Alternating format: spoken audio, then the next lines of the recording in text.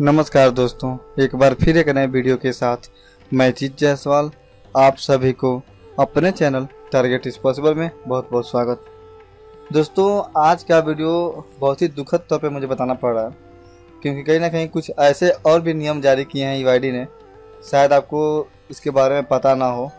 और कहीं ना कहीं दोस्तों, ये जानकारी अगर आप ले लेते हैं तो आप जेल जाने से बच सकते हैं।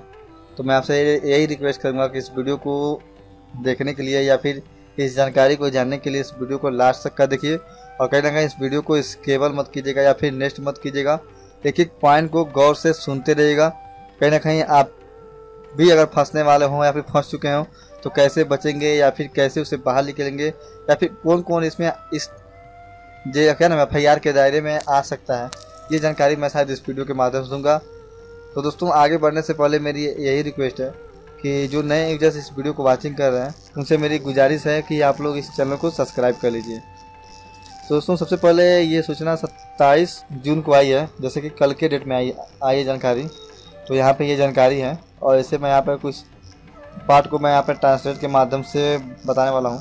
तो सबसे पहले एक बात और बता दूँ दोस्तों, इसमें जो सूचना दी गई है 3 पॉइंट में, पहला पॉइंट क्या है कि अगर 1 जुलाई के बाद से आप कोई भी इस MP पे आधार जनरेट करते हैं और 5 दिन के अंदर उस डेटा को अपलोड नहीं करते हैं, उस तहत आपके ID को इनएक्टिव कर दिया जाएगा या फिर ब्लैकलिस्ट कर दिया जाएगा या फिर आपके UID के पोर्टल से आपको ऐसे ब्लैकलिस्ट किया जाएगा कि ताकि आप फ्यूचर में कभी काम ना कर पाए, या फिर वे तो होगा ही होगा, साथ ही साथ आप के ऊपर FIR आ जाएगा रजिस्ट्रार के ऊपर, ना कि UID के ऊपर।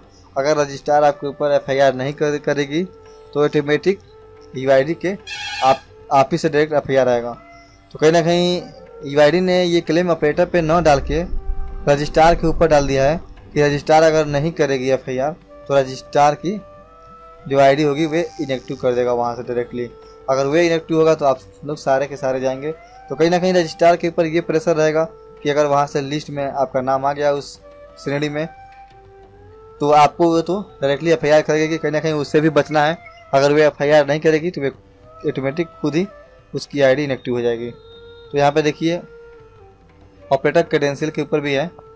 तो कहीं ना कहीं ये क्रेडेंशियल के बारे में आपको पहले से पता होगा कि क्रेडेंशियल अब UID ने क्या किया, RO ऑफिस को सौंप दिया है और RO ऑफिस के माध्यम से ही क्रेडेंशियल फाइल जनरेट हो रहा है। और पहले क्या था कि रजिस्ट्रार या फिर इन्वेस्टमेंट एजेंसियाँ जो थी वही आपकी क्रेडेंशियल ID बनाती थी। और ये जो तीसरी पॉइंट है इसके बारे में भी आपको पता ही होगा, जो जुर्माना 10,000 था उसे 50,000 से 1 लाख रुपए तक कर दिया गया है।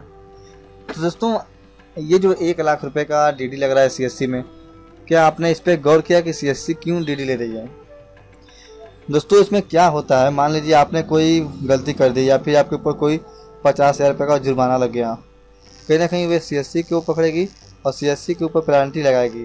तो CSC का जो कंपनी है CSP, वे तो अपने पास से देगा नहीं, तो कहीं ना कहीं वे क्या करेगा, वो पेनल्टी दोस्तों CSP जो कि CSC के अंडर काम करता है उसके ऊपर लगेगा, क्योंकि UID के पास इतनी टाइम नहीं कि ऑपरेटर सुपरवाइजर को पकड़ के जुर्माना ले। तो इसलिए CSC अपने पास से न भरते हुए आप लोगों से अपना पैसा रकम DD के तौर पे, सिक्योरिटी मनी के तौर पे जमा करा लेगी, ताकि आपके ऊपर कोई क्लेम लगेगा तो वे पैसा उठा के उनको दे देगा। और कहीं ना कहीं ये नियम हर एक कंपनी पे जारी हो गया है।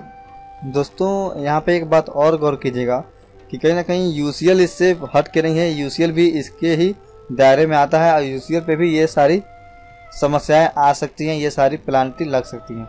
तो दोस्तों, उसमें कैसे बचेंगे? अगर किसी भी बंदे का आप अपडेट करते हैं, उसका अगर पता गलती है, आप बोलता है कि मेरा पता गलती है यहाँ से बना दीजिए, आप अगर दूसरे पते से उसका सुधार करते हैं या फिर अपडेट करते हैं तो उस जो व्यक्ति वहाँ उस पते पर बनवा रहा है, वहाँ का कोई प्रमाणित किया गया प्रूफ, यानी पक्का प्रूफ कोई हो, चाहे पहचान पत्र हो या फिर राशन कार्ड हो, कोई भी, या फिर DL हो, वे एकदम ओरिजिनल होनी चाहिए। एजेंट अगर आपको पहचान पत्र दे रहा है तो आप लोग उस पहचान पत्र को नेट पे चेक कीजिए, वाकई में वो पहचान पत्र शो कर रहा है या नहीं। अगर उसमें भी थोड़ा सा डाउट लगा तो आप लोग उसका अपडेट मत कीजिए, और कहीं ना कहीं कोई भी अपडेट कीजिए उसमें उसका जो ID प्रूफ है वे एकदम पक्का होना चाहिए, सही होना चाहिए, उसमें किसी भी तरह का फ्रॉड नहीं होना चाहिए। उसे आपको खुद ही जांच करना पड़ेगा। कहीं ना कहीं आगे कोई भी समस्या होती है, कोई दिक्कत होती है, तो आप डायरेक्टली आप फंसेंगे, आपके ऊपर FIR हो जाएगा और आप ज़िंदगी भर के लिए झेलते रह जाएंगे।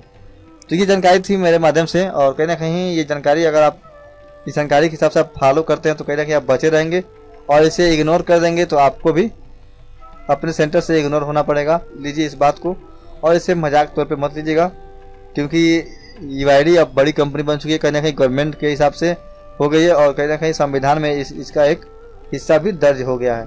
तो इसे आपको गंभीरतापूर्वक लेना पड़ेगा और फॉलो करना पड़ेगा। दोस्तों आप लोगों से मैं एक और रिक्वेस्ट करना चाहूँगा, कोई भी सब्सक्राइबर अगर कमेंट करता है तो कमेंट उचित तौर पे करे, और कोई भी बेहुदा कमेंट ना करे। और कहीं ना कहीं कोई फालतू कमेंट करता है तो इस पे यूट्यूब का भी नज़र है, और कहीं ना कहीं UID के प्रति आपने कोई फालतू कमेंट किया तो UID भी इस चैनल पे नज़र रख रही है। तो दोस्तों इस पे कोई भी फालतू कमेंट मत कीजिए, UID का भी नज़र है, और UID की नज़र से कोई बच नहीं सकता है। तो मैं आप लोगों से यही उम्मीद करूँगा कि आप लोग कोई भी काम करें सोच समझ के करें। किसी भी वीडियो पे, किसी का भी वीडियो हो, चाहे वो किसी भी चैनल का हो, उस पर किसी भी तरह का फालतू कमेंट करने से पहले एक बार सोचिए, क्योंकि सोशल मीडिया पे आए दिन जितने भी अधिकारी हैं सोशल मीडिया के अंतर्गत हुए नज़र रख रहे हैं लोग, कौन किसकी क्या गतिविधि है उस पर भी नज़र रखी जा रही है। तो आप लोगों से मैं यही सलाह दूंगा कि कोई भी काम कीजिए सच्चे दिल से कीजिए, सच्चे मन से कीजिए और सही कीजिए। दोस्तों मैं एक ही बात जानता हूँ, सही रहेंगे तो कहीं रहेंगे, और गलत रहेंगे तो कहीं नहीं रह पाएंगे।